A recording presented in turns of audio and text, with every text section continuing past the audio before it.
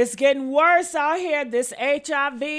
Did y'all know half of the new cases who got HIV is black women, black heterosexual women?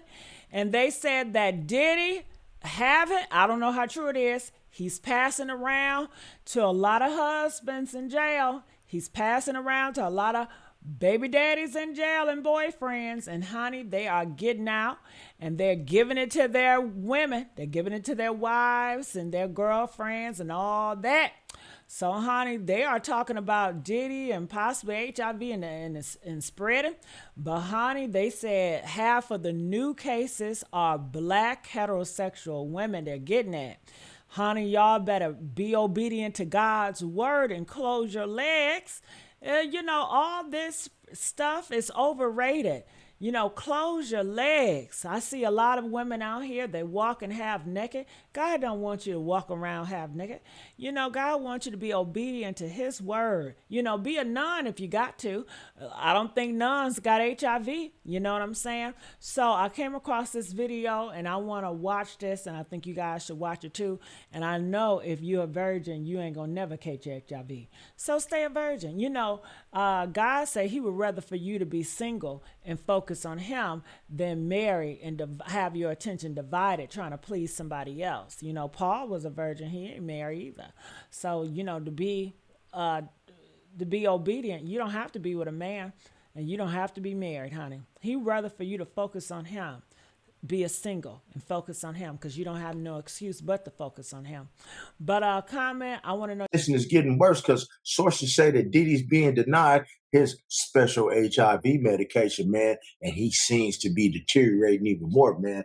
Hey, that's the word. Not enough you got Diddy around here passing out herpes, but you have inmates who are in prison who knows that they're HIV positive or they have full-blown AIDS, and they have made a pact.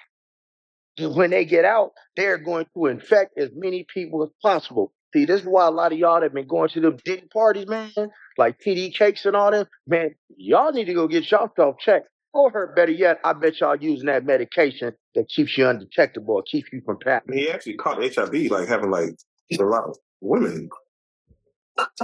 Oh yeah.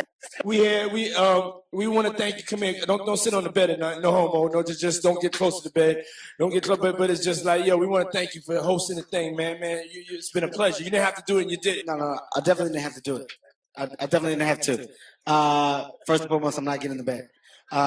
Shout out to him and what he did. I'm just gonna, if we can, let's just put. Say what now? Not Diddy losing his mind behind bars after rumors started flying that somebody connected to the prison medical side leaked his private health info all over the internet. Word on the street is he has been going crazy with the freak-offs in prison as well, and all the men he allegedly got nasty with have all tested HIV positive. Mind you, these men are also reportedly doing things with other inmates, so this entire mess has turned into one big HIV-infested sausage party. So if y'all thought prison was going to shut down the freak-off lifestyle, baby, think again, because it didn't stop anything. He just found a new crowd to keep the party going with. Now, these STD rumors didn't just come out of nowhere. People first started bringing it up during Diddy's trial when they noticed he was looking way skinnier than usual. At first, everybody assumed it was just stress from the case, because, let's be real, that man had a lot going on. And just recently, it was reported that Diddy got sent to the hole after getting into an altercation with a fellow inmate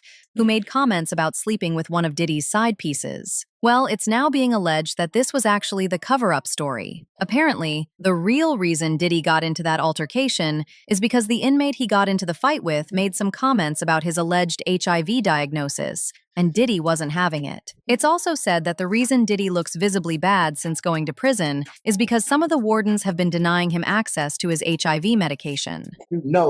Diddy got into a fight. He got into an altercation, people, because they said Diddy ain't no punk now. Now, Diddy may like him some BBC.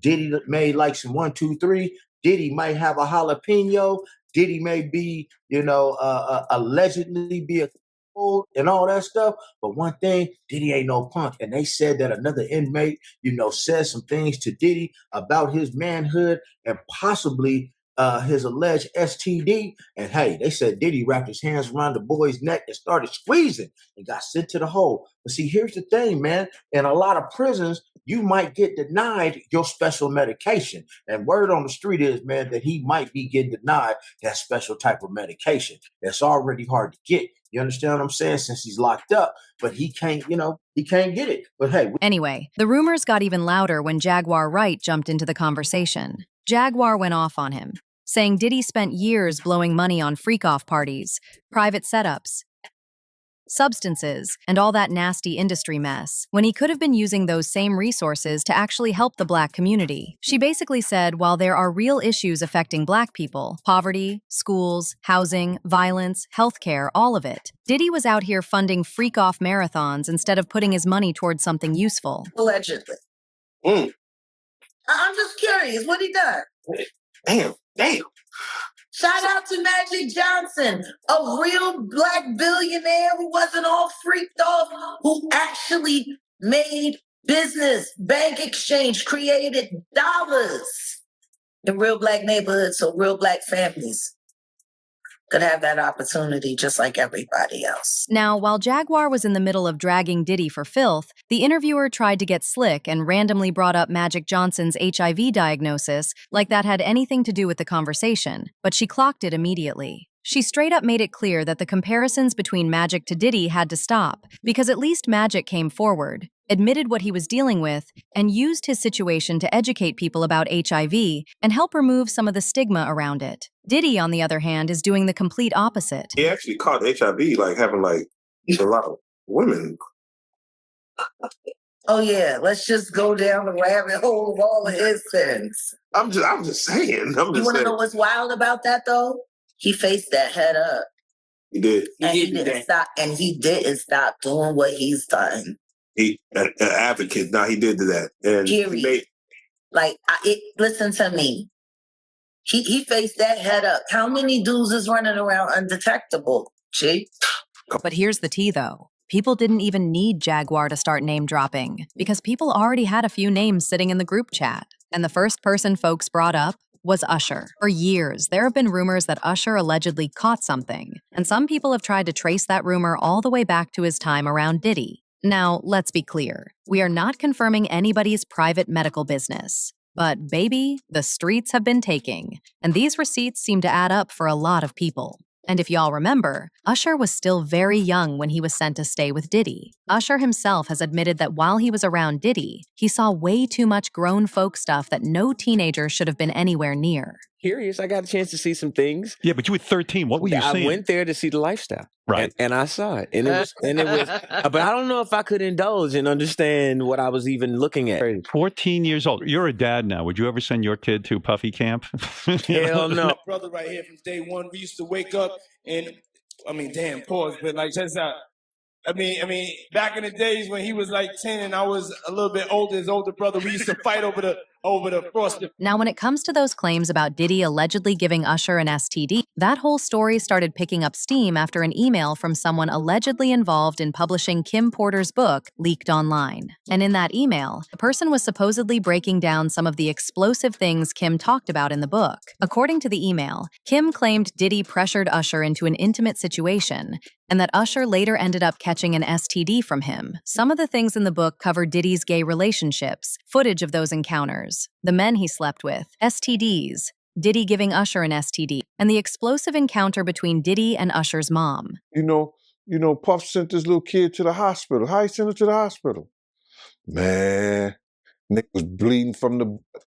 To make the whole thing look even messier, Usher was also taken to court back in 2017 by a woman who accused him of giving her herpes. According to her claims, Usher exposed her while they were involved and never told her that he had supposedly been diagnosed years earlier, back in 2009. She said she only started putting the pieces together after she began having symptoms and then saw reports online about Usher's alleged diagnosis. But baby, this is where the rumors get even more insane. So apparently, the alleged STD situation Diddy is supposedly dealing with may have caused some issues with his manhood not working the way it used to, and people are saying that's why he became so dependent on that infamous pink Coke before these freak-off sessions. Now mind you, On the day Diddy got arrested, word is he was getting ready for another freak-off, and that same pink Coke was reportedly among the things found in his hotel room, along with baby oil and lubricant. And according to Jaguar, that pink Coke is known on the street as Tusi, basically this wild drug cocktail that people use to keep the party going for hours. She claimed it's supposed to make people feel loose, stay up all night, and still be able to perform even when their body is not naturally on that timing.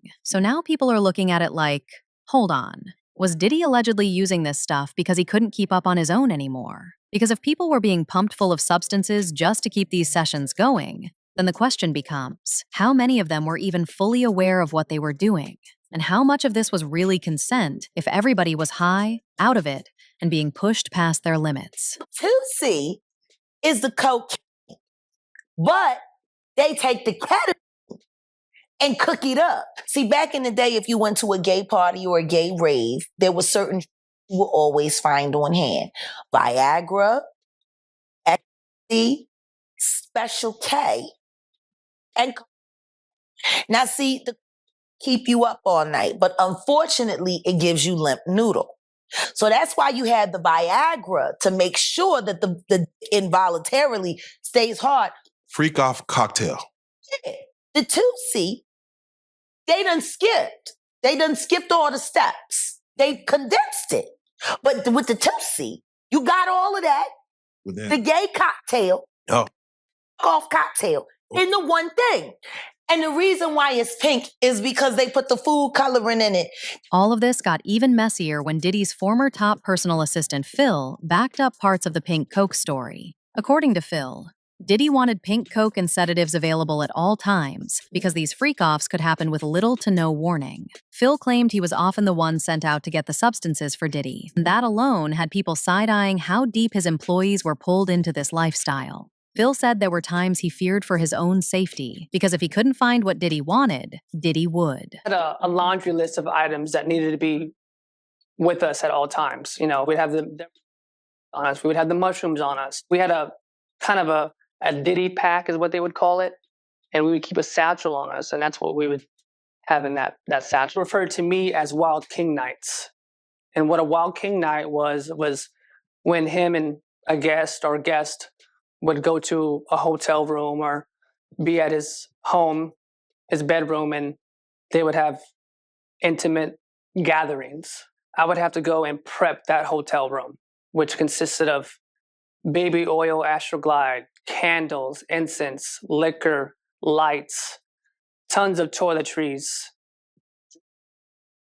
Businessman who rise to the top because he was such a powerful and smart, educated man. I had no idea that he had this other side to him. And when I started to get exposed to his lifestyle, I started to really realize, like, this guy has an addiction. It's not just, once every few weeks. It's every day, every hour. Hey, yo, Phil, can y'all come straighten it up over here? Not looking luxurious.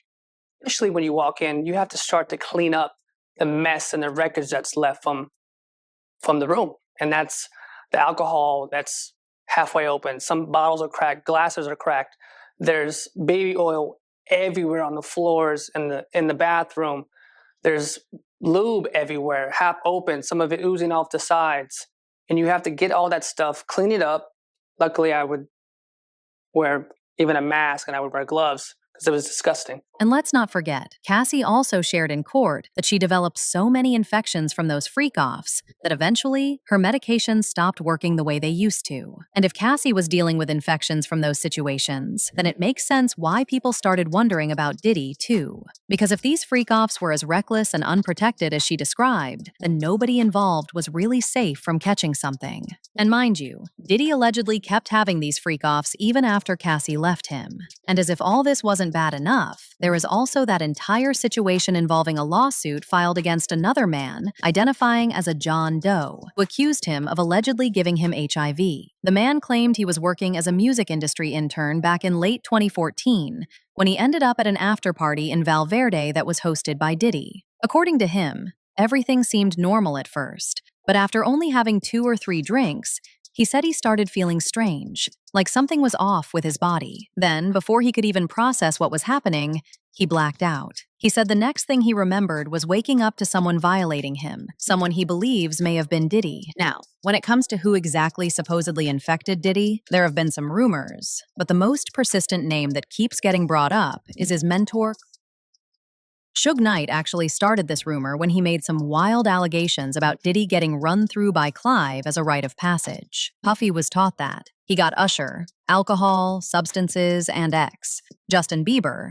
And see, they do these things to take control. You choose to be gay, that's your preference, but they're doing this to people for control. Everybody said what was done to Usher, and they have done it to Justin Bieber. And the deal with Usher spent the night with him and Puffy being in the same bed.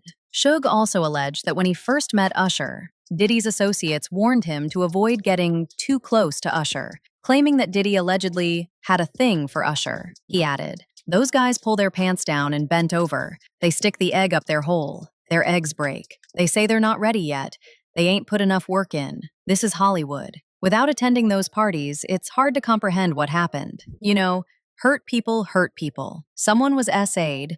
They wind up being a perpetrator. I think it was done to him. As usual, people had their thoughts, like this person who said, he spread it to other people. He doesn't deserve the medicine until they get theirs. Another person said, he is disgusting. I wonder how many other celebrities have HIV and don't know it, just still spreading it around. But now, I want to know your thoughts. What do you think about Diddy allegedly giving out HIV in prison? And do you really